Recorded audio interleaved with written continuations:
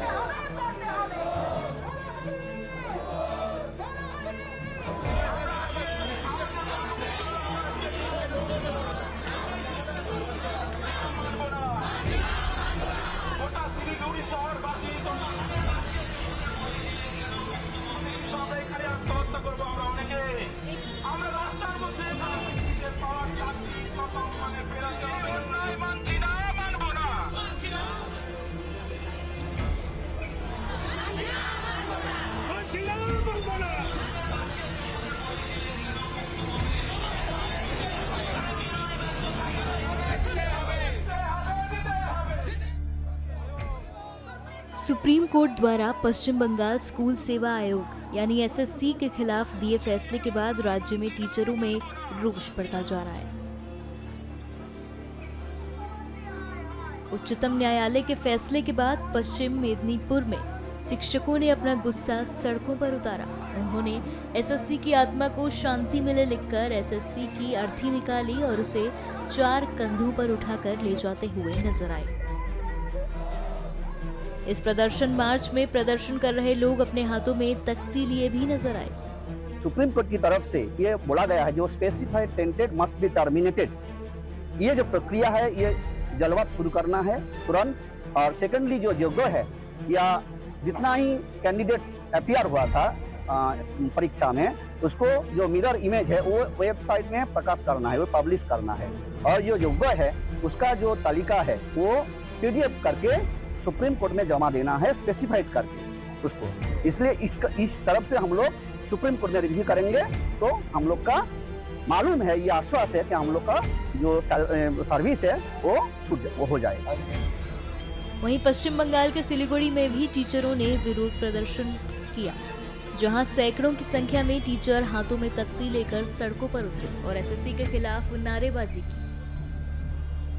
इन बर्खास्त टीचरों ने चयनित हुए दागी टीचरों को निकालने की बात रखी और साफ सुथरी छवि वाले टीचरों को पद पर बहाल करने की मांग की। जैसे कि आप लोगों को सबको पता है कि 2016 में जो सारे रिक्रूट हुआ है उसमें टेंटेड और अनटेंटेड जो अलग किया गया था, ठीक है। तो इसके लिए सीबीआई ने इन्वेस्टिगेशन किया, सब कुछ हुआ, फिर हाईकोर्ट गया, फिर सुप्रीम कोर्ट गया, फिर भी एसएससी की तरफ से या हमारा जो बोर्ड है उसकी तरफ से या हमारा स्टेट की तरफ से कोई स्टेटमेंट, ऐसा कोई क्लियर लिस्ट दिया गया ही नहीं है। फिर उसके साथ भी मिरर इमेज भी कुछ भी डिक्लेयर नहीं किया गया।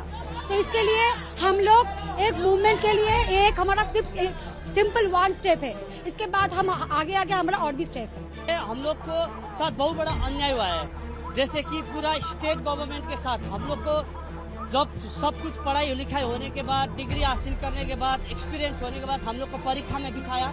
परीक्षा हम लोग अपने एबिलिटी के अनुसार दिया, हम लोग पढ़ के दिया, हम लोग को कुछ पता नहीं है, हम लोग के लिए हम लोग के साथ करप्शन का दूर दूर तक कोई रिश्ता नहीं है। फिर भी आज सुप्रीम कोर्ट को 3 तारीख के जो वर्डिक्ट आया उसके हिसाब से हम लोग को बहुत डिप्राइव हुआ है, हम लोग को फेवर में जस्टिस नहीं हुआ है। सुप्रीम कोर्ट सिर्फ सजाई देने के लिए नहीं बनाया, जस्टिस देने के लिए भी बनाए। हिंदुस्तान का एक भी नागरिक, एक भी सिटीजन का अगर इनजस्टिस होता है तो उसका रिस्पॉन्सिबल कोर्ट, जुडिशियरी सिस्टम और एंटायर एडमिनिस्ट्रेटिव सिस्टम होना चाहिए।